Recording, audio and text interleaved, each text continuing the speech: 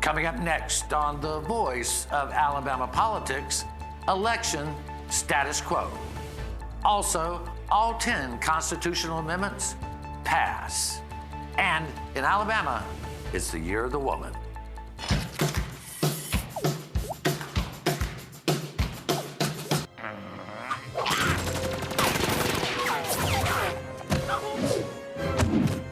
Finally, some action. Girl power. That's right. All this and much, much more coming up next on The V.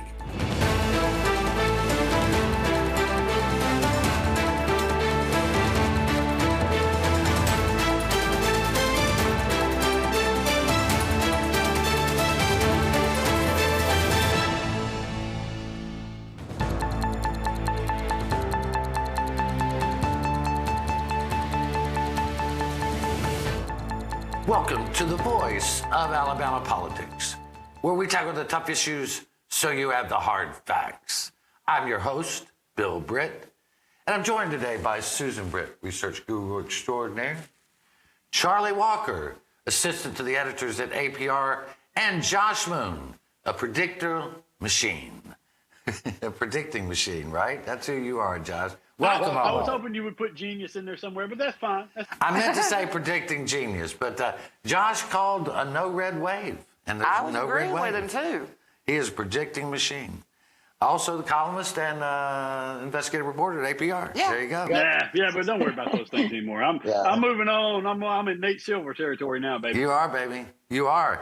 Hey, I want to get back to state politics. Katie Britt is now Senator-elect. Katie Britt, we congratulate Katie and her family. If you went to any of the events on Tuesday night, and we went, there was enthusiasm, mostly stayed at most of the events. But when you went to the Katie Britt event, Susan, there were fans. Yes, I mean, just hundreds of fans there to see Katie Britt. It was so impressive. We went through looking for the usual politicos, and they just weren't there. But that room was full of people that were handing out signs and passing signs and just full of enthusiasm, not only just to even see her on stage again. I mean, Charlie, you and Susan both had a very visceral reaction to Katie Britt's win. What was your thoughts on the evening? Oh, just the room that night. Once Katie came out on stage, she was electric. You could see people in the audience just with tears in their eyes. She gave people such hope. It was a beautiful, beautiful thing to see. First female senator from the state of Alabama, youngest senator. I mean, she ticked so many boxes that we're so proud of. And she's also the only senator with school-aged children. There are senators there who could certainly easily be her grandparent. But she will be a rising star in the Republican Party. Josh, you and Katie aren't going to agree on a lot of policy issues. But I did think one thing, if you got to watch any of her speech, is she pivoted from the normal stump speech. Biden's terrible, the economy is awful, we the only people that can do anything about it. And she went directly to a kind of hope speech, where she talked about, we're going to Washington for our children. We're going to Washington for the working class. We're going to Washington, D.C. to fight for Alabama. And she did sound extremely, extremely hopeful, which if we have Democrats or Republicans, we need that change from the combative state of mind. Yeah, and I think if you take a look at nationally at what happened, that's what people want at this point. I think the nation overall has soured a lot on the extremism and the extreme rhetoric, and I think that what she brings to the table is something that a lot of people respond very well to, and that's the fact that she is a younger woman. And she's not crazy. Okay, that helps. And what I really hope is that now she can put behind her some of this nonsense, govern a lot like Richard Shelby, but more importantly, govern like what she's talking about, and that's being a mom and a mother, and recognize that this state faces a lot of challenges in terms of being a woman here and in terms of giving birth here. And a lot of it centers around healthcare and health issues. And I hope that she will go to DC and work tirelessly, as she says she's going to address those issues first and foremost, and to give some real hope and some real help to the people here who have put a lot of faith in her to do that. Well, Susan, go ahead, Charlie. I was just even on the social media side of it, which I've been watching, people commenting on our elections from people from other states. The comments that I've been seeing on our election of Katie Britt have been almost proud of us in a sense, which is semi-embarrassing, that we were able to elect someone like Katie. They're shocked that she's not, the average Joe, that, she is this young, fresh woman who's going to, hopefully take it by storm. Oh, she's dynamic. That's what people do. If you've never met Katie, you don't understand how much energy that woman has and how devoted she is to this. I had a friend from New York City say that woman could light up Manhattan just by herself. She could. But she's got a great future ahead of her, and we certainly wish her all the good fortune in the world. She deserves it. Her husband, Wesley Britt's right by her side the whole time, and her children. Yes. It was something to see, especially here. Yeah, so with Wesley there, they should save a lot on security.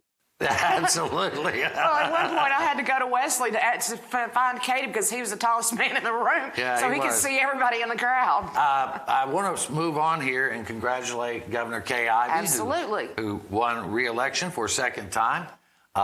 She's going to be one of the longest-serving governors in Alabama history consecutively. She is. Governor Ivey's got her work cut out for her. I know this is it for her. This is her final 4 years to get something done. So far, she has always gone after the tough issues, the hard things to do. I think, Susan, we're going to see her do that again, hopefully. I think she can also have a stronger fist on this because she's not going to be running for re-election or another seat. So she can really get down to business and start getting things done or leading the way. And she's so very good at that. I'm excited to see what she's going to do in the next 4 years. Josh, the gaming issue needs to be settled. We need to do more with economic development. And we need to fix health care in Alabama. I mean, can you argue with that? No, it's you can't really. And I hope that she does that. However she needs to get it done, whatever name she needs to put on health care reform in this state, I hope she puts her name on it. Is fine. I don't care. I'll call it K-Care or whatever, as long as we get some infrastructure in place to support the 300 or 400,000 Alabamians that desperately need some help in that regard. And as far as gaming, you could do both. If you get gaming fixed, you can certainly do health care and pay for it through the gaming process. That's certainly a lot of other things as well. Well, and the thing is she tackled infrastructure. She's tackled, to a large degree, prisons. So these are the big issues still left. We're going to have to leave it right there. You're watching the voice of Alabama politics. We'll be right back.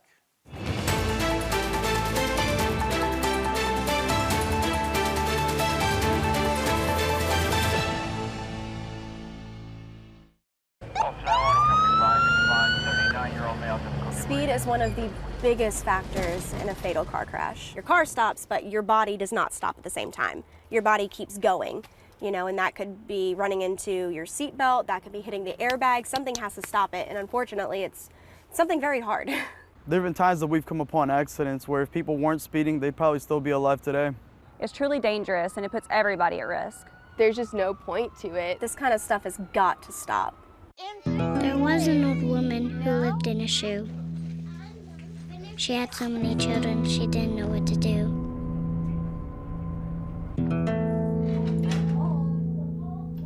She gave them some broth without any bread and kissed them all soundly. Lights out. Good night. And put them to bed. Hunger is a story we can end. End it at feedingamerica.org.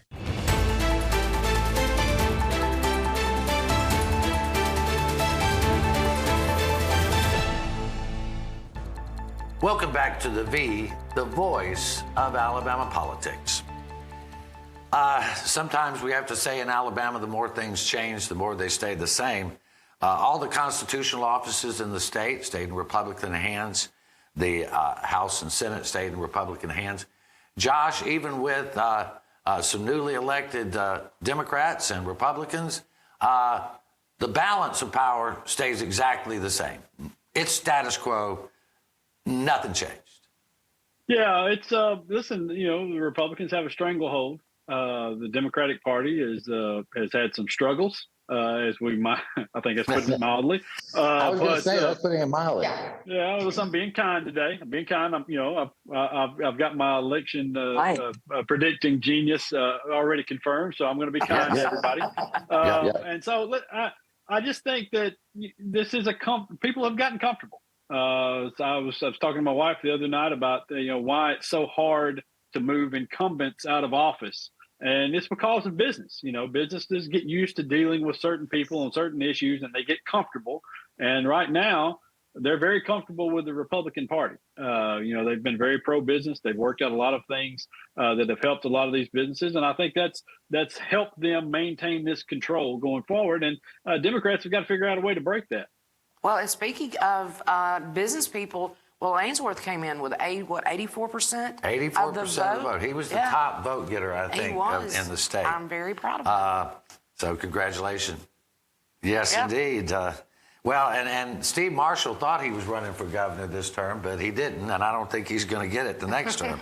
But anyway, I did want, there was some hope, Susan, that Madison County would deliver some wins for Democrats, and it was close by an Alabama standard. Right. But as my old pappy used to say, close but no cigar. Exactly. It got close in a few of the races, but it just not quite enough. I mean, we're talking, at least, 6 to 10 points here.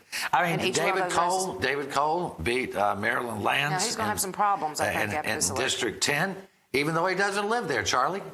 Doesn't even live. I still can't understand. Like, I have words, but I cannot process them. He doesn't live in the district. We reported that story. The information is out there, and just nothing was done about it. And now he's elected and just going to serve. And now what? I don't know, Josh. Now what?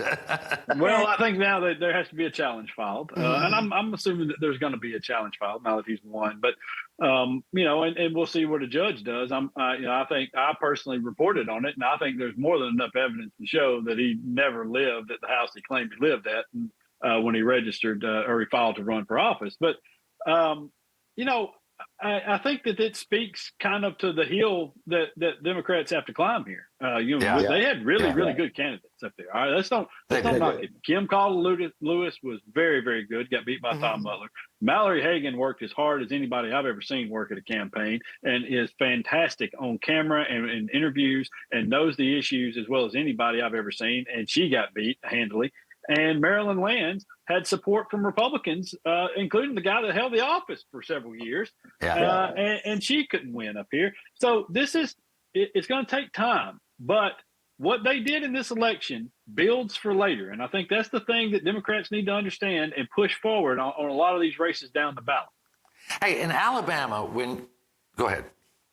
You said earlier you wanted to be kind. Well, I don't really feel the need to be kind when the balance of power, yes, we said, doesn't change. I understand people don't like change. Even I'm guilty of that. I don't really like when things change. But that's what's so stupid, and it makes it so hard to understand when we have these amazing candidates who actually want to work for the state and initiate good things that will maybe make us not a laughing stock to the country. Right. And we keep electing these old farts who just do nothing. Whoa, hey, boy, are you down? You're down. That's you millennials. That was me being kind. Oh, yes, us millennials, oh, you boomers. So listen, I think it's a fine point. It is. And what Democrats have got to do, it's a good message to send out there, is that listen, I understand you're comfortable here, but look how much better things could be. And how much more business you could attract. If that's what we're judging this on, is strictly a dollars and cents, line, then look how much better we could be at attracting these businesses if we had the healthcare infrastructure, if we had a better education system, if we had the rivers that we couldn't light on fire. I think those things would register if we could get the message out. Well, but like you said, they're comfortable and they have their backdoor dealings already settled, so they don't want to uproot and change. I'm just still trying to get over the fact that I signed her paycheck. I know.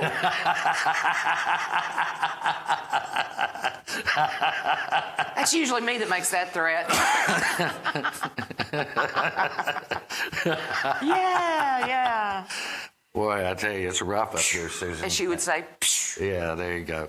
Hey, but the margins were, they were terrible for a race. For Alabama, they were pretty darn good. They really were. If you really look at, really were. 55 to 44. In Alabama, that double digit is like, whoa, man, they came close. They came close. But I want to jump over here to something else, and we got about a minute and a half, and I want to talk about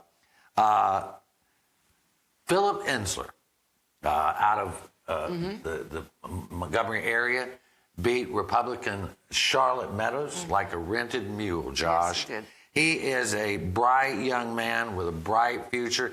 He may be a Democrat in a red state, but this guy has the ability to make a big difference. Yes.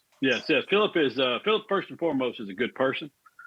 He came to the Montgomery area as a volunteer teacher and taught at R.E. Lee when not a lot of people wanted to go into Lee and teach, and he did that for a long time. Came back after getting his law degree and has done a lot of pro bono work in the area. Helped get Claudette Colvin's record expunged from her civil rights work when she was arrested on the bus in Montgomery prior to Rosa Parks. What Philip has done there and given back to the community is something that a lot of people recognize, and he will be a fantastic representative for that area, much more so than the person that they got rid of. And I think that what they have going forward now is something that everybody in this state should be proud of, and in Philip Ensler. Yeah, and I think he's going to work well with people, and he's going to be an inspiration. Man's proves he has heart. For our state. He adopted our state, and we're better for it. But we're going to have to leave it right there. You're watching the voice of Alabama politics. We'll be right back.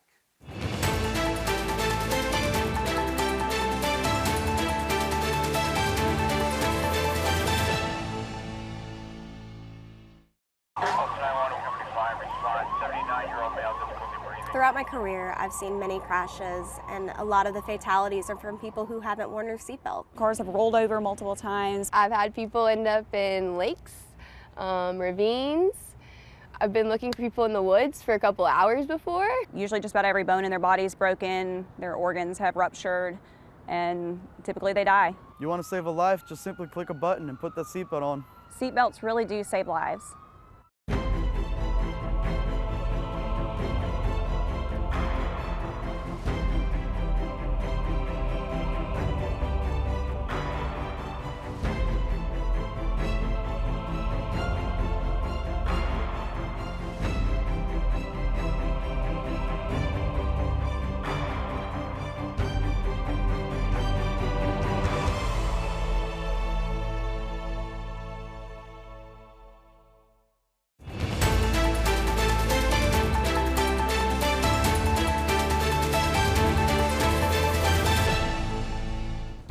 Welcome back to the voice of Alabama politics.